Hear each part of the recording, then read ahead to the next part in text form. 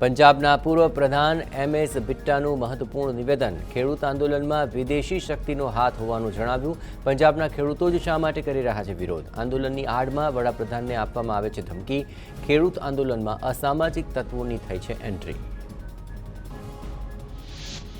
જામનગરના કાલાવાડમાં નવા marketing યાર્ડની 4 દુકાનોના shutter તૂટ્યા છે। મોડી રાત્રે તસ્કરોએ શટર તોડીને દુકાનમાં ઘૂસ્યા। યાર્ડમાં આવેલી દુકાનમાંથી રોકડ સહિત અન્ય વસ્તુની થઈ હતી ચોરી। અમદાવાદમાં કામ માટે રાખેલી મહિલાએ કરી 6,85,000ના દાગીનાની ચોરી।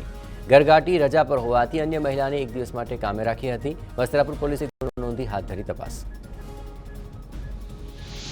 સુરતના વેડ રોડ વિસ્તારમાં 96 લાખ રૂપિયાની ચોરીના કેસમાં બંટી બબલી ગેંગ ઝડપાય છે। બંને પાસેથી 70 લાખ રૂપિયા કબજે કરાયા। ભોગ બનનાર યુવકને પ્રેમ જાળમાં ફસાવી ઘરમાંથી 96 લાખની ચોરી કરી હતી।